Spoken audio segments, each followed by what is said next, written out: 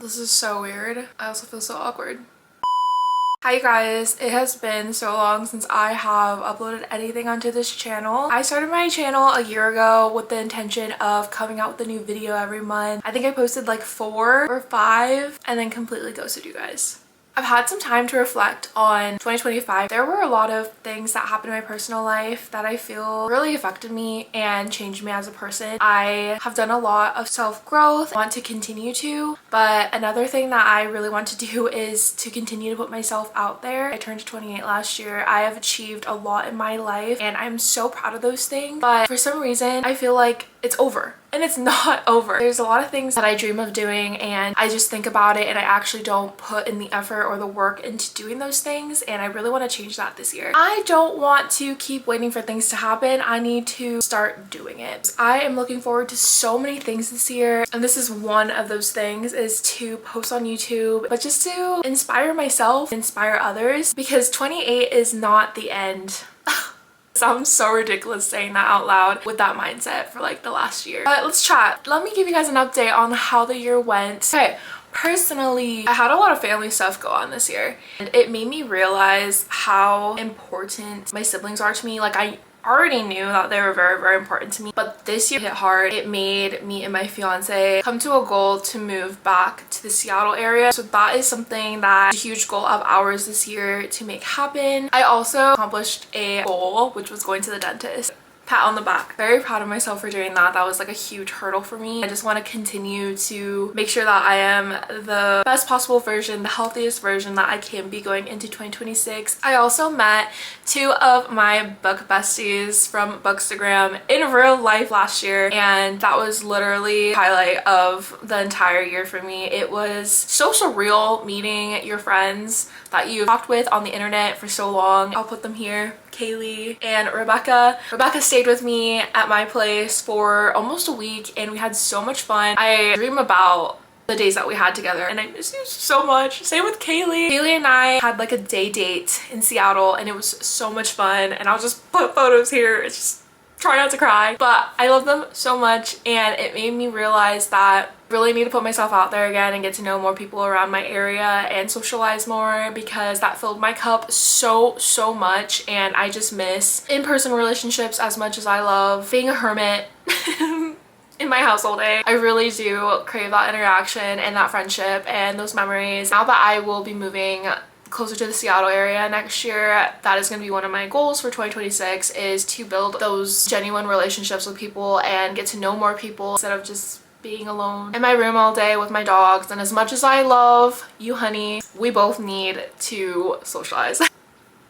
But anyways, the purpose of this video is to just kind of go over 2025 with you guys, give you guys like a little bit of a recap, but then also go into my 2026 goals and what I hope will come with this new year. And then I also wanted to share my favorites of each month with you guys from last year and my least favorite. So I have a huge stack of books right next to me, ready to share a little bit of my thoughts with you guys. I feel like this video is already all over the place. Let's do a 2025 reading recap. I came to the realization that I have officially fallen out of love with thrillers. It's devastating, honestly. Thrillers were the only things that I was reading back when I got into reading again, and I still do love them. I don't gravitate towards those books anymore, and it's a good thing and a bad thing because I feel like as a person I have grown, so as a reader I have also grown. So a lot of these books that I have here are not books that I would have thought I would have read years ago. I've also read, I think it's like, where's my phone? Oh, okay. I also finished the year last year with,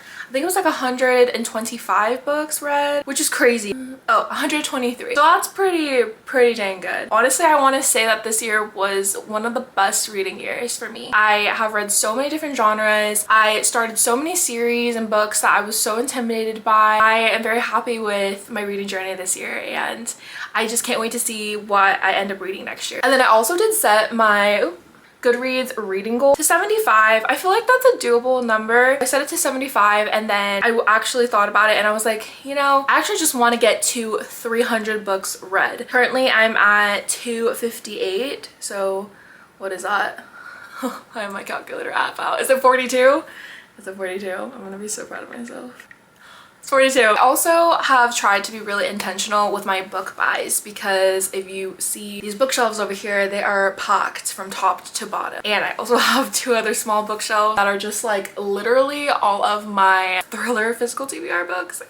I have stopped buying thrillers like completely unless it is from an author that I really love. I found myself actually like selling those thrillers on Pango and or like donating them to little free libraries because for one, I am not a rereader at all. I don't enjoy rewatching something, rereading something where I already know like what's going to happen. That just loses the excitement for me. So this year I actually did reread a book, but it wasn't a thriller. I'll get into that later. Another big goal that I have is to figure out what I want to do career-wise. I just don't know what I want to do. I don't know if I want to go back to graphic design stuff or try to pursue this, or I don't know. Wherever it takes me, I just really want to be happy because I was so unhappy with my last job. It just completely drained me and I do not want to feel that way. Whatever I end up doing, I just really hope that I enjoy it. That's a little bit of an update, 2025 recap along with some 2026 goals. Let's go ahead and talk about my favorites and least favorites of each month back in 2025. Now I will say, low-key, I am very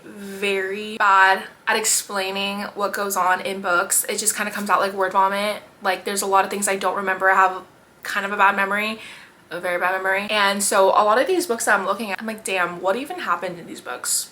Truly, I don't know. So we're going to try my hardest to explain why I like these books, but I definitely remember why I dislike these books. So let's go ahead and get started. Starting off with January, my favorite read was Anxious People by Frederick Bachman. This book was the book that made me fall in love with thought-provoking books. Books that made me really think about the characters, how complex they are, but also how raw they were. I actually did a vlog myself reading this book and just completely sobbing. There's so much to this book that is not depicted in the synopsis. So honestly, just go in it blind if you're curious. It's so good. There's also a Netflix movie that I tried watching, but I don't know, I thought the book was way better. And this is the book that made me fall in love with his writing. My least favorite book of January was actually an ARC. I'm not going to share what it was because it was a smaller author that was on Booksta. I did not love it. And that's all I'm going to say about that. Moving on to February, my favorite book was Out on a Limb by Hannah Bowman Young. I am so not over this book. I just fell in love with how funny Hannah is. Bo really reminded me of my fiance, how nerdy he is, but also how caring he is. Such a good feel-good romance with characters that are so real. Also love the disability representation in this. My least favorite was another arc. After that, I learned that arcs are just not for me. As I say that, and I have like 3 or 4 arcs on NetGalley that I need to read. And we are to March. So March, my favorite was The Strange Case of Jane O. This is actually an aardvark book, so one of my aardvark picks of the month. And I have not seen anyone read this book. Gonna be honest, I don't remember a ton about this book, but apparently I loved it in March and it was my favorite. I know that it deals with parallel universes. It is a trope I absolutely love and devour. I love thinking about different versions of ourselves out there. But yeah, it's like I would say it's like a psychological kind of thriller. I don't really remember. My least favorite in March, I do not own, but it is The Answer Is No by Frederick Bachman. Not necessarily because it was a bad book, it just was my lowest rating of the month. And I think it's because it literally was a novella, so I just wanted more. No other bad things to say about that one. It was just not my favorite of the month. Okay, in April, my favorite book was A Tale for the Time Being by Ruth Ozeki. I really enjoyed the storytelling and the history and the culture. I also really enjoy the cover. Guys, I'm so terrible. I promise. I just feel like I read so much that I can't remember a lot. And I should start taking notes on books that I read, honestly, if I'm going to keep making booktube videos. That's going to be another one of my goals. And my least favorite of April was Funny Story, Emily Henry. I don't understand the hype around her books. Love a good romance, you guys. I really feed into those popular contemporary romance books and I eat them up every time. I don't know what it is with Emily Henry. I've read 3 or 4 of her books and I just don't feel that feeling of I'm obsessed with this couple, I'm obsessed with their love. Like I just don't feel that in any of her books and it makes me really sad. She's just not for me. Okay, let's get to May. My favorite book was When the Wolf Comes Home by Nat freaking Cassidy. Nat Cassidy, one of my favorite horror authors. I honestly thought this was going to be my favorite book of the year because it was just that good. I think this was my second. Let's talk about this one because I really just need everyone to read this book. This book is a horror book. It follows Jess, who is just a complete mess. Things are not going the way that she wants in life. And then she ends up meeting this little boy, and this little boy has these abilities that mess up her life even more. let's just stick to that. It reminded me of the Grimm brothers. You know how like Disney movies and stuff were inspired by the Grimm brothers like stories, how they're actually like darker. This is basically that. And it had me on the edge of my seat. Nat Cassidy's mind is so insane. I would love to have a conversation with that man. Like, he just so interesting. Like, how do you come up with this stuff? It's so unique. All his books are unique. Pretty sure I've read his entire backlog at this point, and every single book I'm just like, wow, I have never read a book like this. Nothing compares to this story. Nat Cassidy, you are a little bit crazy, but I love you. All right, my least favorite of May was Conditions of Will by Jessa Hastings. Besides the fact that Jessa Hastings is a problematic author, that book was just trash. So sorry if you loved it. I'm glad you loved it if you loved it. But it was not for me. Georgia was super freaking annoying. She was the female main character. Sam was cringy. I don't know, wasn't for me. I also tried getting into the Magnolia Park series, and I was basically bullying myself into thinking that I liked it. Everyone loves it, so you should like it too. I unfortunately only read the first 2 books from that series. We're into June. I love summer, and my favorite was The 7-Year Slip by Ashley Poston. Magical realism in this book was so fun. I love the concept of the time traveling. The main male character is a chef. He bakes for her, cooks for her. That's his love language. It just makes me think of summertime, and it makes me so happy. Just think about the sun and warmer days. And then my least favorite, Witchcraft for Wayward Girls by Grady Hendrix. First of all, she's thick. This one was a real like letdown for me because I really do enjoy Grady Hendrix and his writing. I was really looking forward to this one. I was talking to my friend who read this recently, Rebecca, and I think, or was it also Ashley? Whoever it was, the conversation that I had with, one of them said that they felt like they couldn't relate to the female main character, which is so true. The female main character was pregnant and she was at this house with all other pregnant teens. The witchcraft was fun. It was also a little like body horror-y, and don't love that. I just felt like I could not relate to this book, to the characters, to what was going on in any way. It was fun to read and it wasn't terrible. It just was my least rated of the month. All right, we are in July, you guys. I have never heard of these books or the TV show until the summer, and it was like super hyped on all the socials, and I was like, I need in on that, because I'm not even kidding, like it completely changed my DNA. Like, I'm so obsessed with the show, with the books, everything. My favorite book was The Summer I Turned Pretty by Jenny Han. I think it's because I fell in love with the show first that I was like, oh my god, I love these books. And I will say the show gets better. Okay, season 1, 100% cringe. Season 2, it gets better. Season 3, please, I cannot even talk about it. I will be doing a rewatch this summer, and I'm very excited to go back to Cousins. And then my least favorite in July was Great Big Beautiful Life by Emily Henry. I'm so sorry, you guys. I just can't get with her, and I feel like I'm gonna keep trying until I find one that I love. Maybe, I don't know. And then we are in August. I'm honestly just longing for summer. I can't wait. Summer is my favorite season. I have a copy of this book, but my sister is borrowing it, and it is Everyone in This Room Will Someday Be Dead by Emily Austen. I don't even know where to start. I don't even know where to start with. I don't even know where to start when it comes to this book. This book I did see back in like 2022, and I saw the word dead on the title. Nope, not for me, because I do not like thinking about death. I don't want to be reading about death when it comes to like medical terms, you know? And so that book was not on my radar. And then I joined a online book club with my girls, and Gemma picked this book for all of us to read. I was like, you know what? I'm just gonna try it, and worst case, I'll DNF it. That book was so life-changing for me. I have never read about a character that I related to so much, and I can't even remember her freaking name. Oh, let's see who's at my door. Oh, it's a package.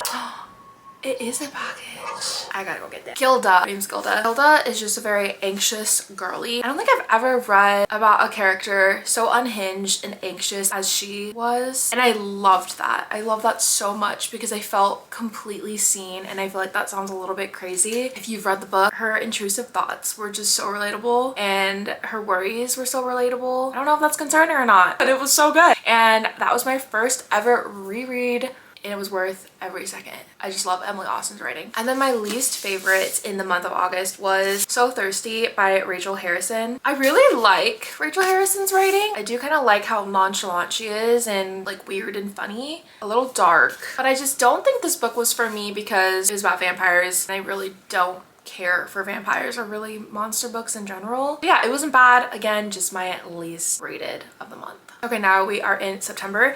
My favorite book was Is This a Cry for Help by Emily Austen. It just highlights the importance of community, libraries, DEI, and sexuality. I haven't read books like that that represented things like that in such of like quirky way that was funny and dark but so real. And my least favorite in September was People Watching by Hannah Bowman Young. I have beef with this book. You guys, I was anticipating that this was going to be like one of my favorite reads, like romance reads of the year. I even got it signed. Any Chelseas out there want to buy this from me or just want it? You can have it. This was such a letdown. Found the female main character to be so desperate. The male main character, absolutely disgusting. Felt like he was just taking advantage of the female main character. I don't even remember what these people's names are. I was very shocked. This is the same author that wrote Out on a Limb. It was a huge letdown. I'm really sorry to those that like really love this book. All right, we are getting down to it. October, you guys. I did not think that I would read this duology and fall completely head over heels in love with it, but I did.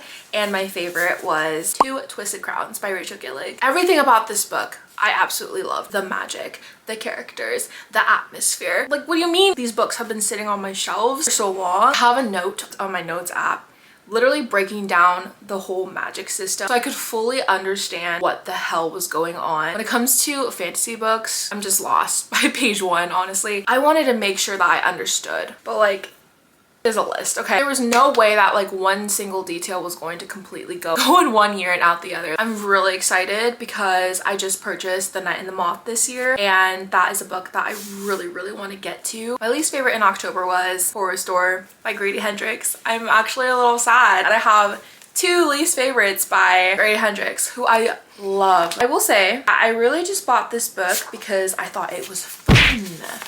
Look, it's like an IKEA catalog. Maybe I should show you a little bit. It's fun. I tried reading this book in 2022 with one of my friends, and it was just completely putting me to sleep. Look how fun! And then this year I was like, you know what, I'm gonna check this off my like mental list to read because I DNF'd it. So I just listened to the audiobook, and honestly, I can't remember a lot that happened. I think it was just one of those things where it was just like background noise, to be honest. It just wasn't for me. But I do love this. What's a normal? Here's a normal sized book, and then here's this one. Like, it's squared and such a weird like format, but I love it. Oh, I haven't really been telling you guys what these books are about, but basically this is about a worker who works at, is it called Horror Store? Like an IKEA, and there's like mystery stuff that goes on in the store at like night, whatever. I don't know. It was fine. November. My favorite book was The Invisible Life of Addie LaRue. I don't think I'll ever get over this book. I'm still at the restaurant. I highlighted so much in this book. It just had like everything I could have ever wanted in a book. I feel like the atmosphere was very eerie. I loved how we were hopping from different timelines in each chapter. I also really appreciated the artwork that was at the beginning of each section, and then once you read the section you'll understand the significance of the artwork that was in the beginning of the section. I absolutely enjoyed how much thought was put into this book, and if anyone has like any recs similar to this book, please let me know. And my least favorite book that I read in November was Savor It by Tara Dewitt. This is from Eternal Embers bookshop. I didn't love the characters, and I thought that, yeah, the characters and the story was cringy, but I heard that Left of Forever is